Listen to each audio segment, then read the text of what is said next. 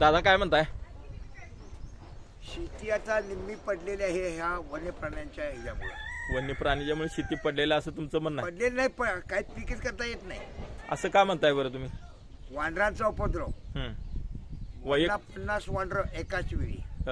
किती म्हटला? वानर 50 वानरांची तापी 4-5 तापे आहेत. हा म्हणजे ग्रुप असा भला मोठा हे आहे होय. त्यांचा हे फार काय? मोठा ग्रुप आहे. हा काय.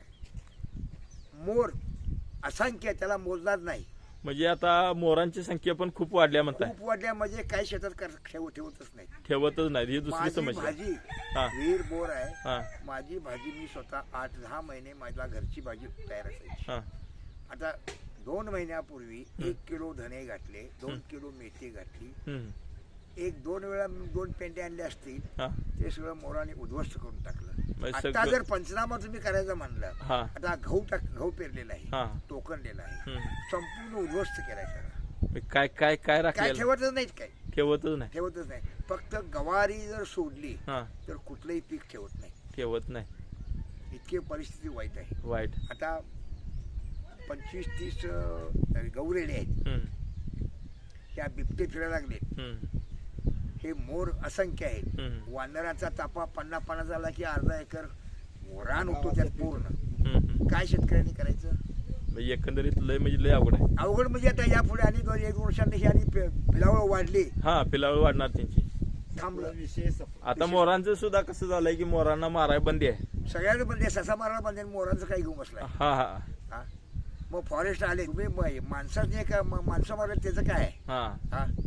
आता काल त्या बादेवाडी परवा 4 आठवड्यापूर्वी बर त्या बिबट्यानं मोटरसायकलवर गेलेल्या पाहुण्याच्या घरला गेलेला. हा दोन केकतवाडी बादेवाडी 1 किलोमीटरचं अंतर. हम्म. संध्याकाळी 6 वाजता तो गाडीवर बसला, बायको बसली आणि ह्यो बिबट्या बसला तर जाह्यात रस्त्याकडे हा झडप टाकली, हा. पाडली. पाडलं त्या बाईला दंगा केल्यानंतर तो गेला निघून. गेला. गावाशेजारी जो असेल ती गाडी अशी एवढं गेली. होय. आणि बोरपाळा हॉस्पिटलमध्ये नेली. बोरपाळ्यामध्ये तात्पुरतं प्राथमिक उपचार केला आणि शिपेरला.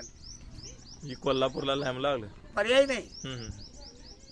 पर्याय नाही. आता रात्री अपराधी फिरणं सुद्धा अवघड झाले. अवघड झालं. काय रात्री जातात, एवढी परिस्थिती वाईट आहे. म्हणजे इथल्या माणसाने करायचं तरी काय? काय करायचं? हा आणि वनमंत्री सांगतात काय, 1 कोटीच्या शेळ्या सोडू.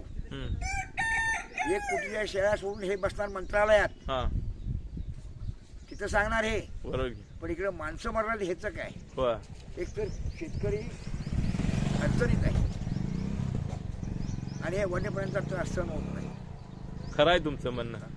खरं नाही, वस्तुस्थिती आहे. वस्तुस्थिती. हा वन शेतकऱ्याचं पुत्र हाल सुद्धा काय त्या ना. धरणाने 10 आणून सोडतात. एवढी पद्धत झाली होय. हा हा? एवढी पद्धत झाली ह्याची बिबट्यांची. हम्म. हे पकडायचं, दाखवायचं, मीडियावर सांगायचं, पेपरला जाहिरातबाजी करायची हम्म. आणि इकडे 10 आणून सोडायचे. काय करायचं? एवढं कुठलं होतं तो बिबटे? कुठले गावा? आमची शिवारण डोहरा असायचे तर केव्हा आम्हाला नजरे पडला नाही. म्हणजे चहूबाजूने शेतकऱ्यांचा कोंडमारा चाललाय. कोण मला सोडाय? तोंड दाबून बुक्याचा मार अशातला त्याला मला प्रकार. शासन देते. मुख्यमंत्री घोषणा करतात, हा वनमंत्री घोषणा करतात, 1 कोटीच्या शेळ्या सोडूया. हा. आता काय त्याच्यावरती ही बोलायचं? घोषणा केली अशी. हा, केली की अहो, कोण गणेश नाही का, कोण वनमंत्री आहेत ना. बर 1 कोटीच्या शेळ्या सोडूया, हा पण बिबट्याला मारायचं नाही. हम्म. बिबट्याला मारायचं नाही. मारायचं नाही. माणसं मिली काल चालेल. पेपरला विखे पाटील हा. मिनिस्टर, हा. त्यांच्या नातवाच्या बिबट्या. हम्म. काय करायचं? काय करायचं सांग. माणसाने जगायचं कसं? हा अशी परिस्थिती वाईट आहे. म्हणजे लय अवघडच आहे. अहो, आता रेडे जर आले खाली, हा. आता इथे रान पडले बघा. हा हा संपूर्ण शिवार पडलेला आहे बघा. काही लोकांनी केलेलं हा खाली शिवार दिसतोय नाही. ते. इथून सगळं वर काही लोक काय करतात? हा काय करू शकत नाही. काय करू शकत नाही. त्या आता जनावरांच्यामुळे पडून. इथं शाहू पीक आहे. हम्म. आता इथं मांडव घालतील बघा. हम्म. एक 10-25 मांडव असतील. रात्री आपण येऊन ते ढोल वाजवायला काय काय करायचं, डबे वाजवायचे. म्हणजे पिकाचं संरक्षण रात्रीचं करण्यासाठी लोक तिथं काय जातात करणार? संध्याकाळचं. लाईटी लावायच्या. हा अशी परिस्थिती. म्हणजे लोक काहीतरी प्रयत्न करायचे आपल्याकडनं. मग आता काय नाही, पोट भरायला जे स्वतःचं शेत आहे त्यातनं काय 4-6 महिने सामोरी मिळाली तरी मिळाली. हा हा काय राहील त्याच्यानं वाचेल ते आपलं. काय पर्याय नाही राहिला. हा अशी अवस्था. इथून वर तुम्ही गेला, हम्म. संपूर्ण शिवार पडलेला आहे. काही कोण करू शकत नाही. कारण करावं तर सगळे काय काय करा आपली फर्स्ट. हम्म. एवढी वाईट परिस्थिती आहे. वाईट परिस्थिती आहे शेतकऱ्यांची. वर जोराला तसंच आहे, जीवराळ. बादेवर तसंच आहे, सगळा भाग सगळा असा भागच लागला इकडं. हम्म. आणि बिबट्यांचं प्रमाण वाढायला लागलंय. बिबट्यांचं प्रमाण हल्लं हे वाढायला लागले. अहो सकाळी पाहिजे वैरण कापायचा आहे एकट्या नाही, नाही, झालं नाही. होईनाच झाले आमचं तर. हम्म. जर गौरेडे जर आले हम्म.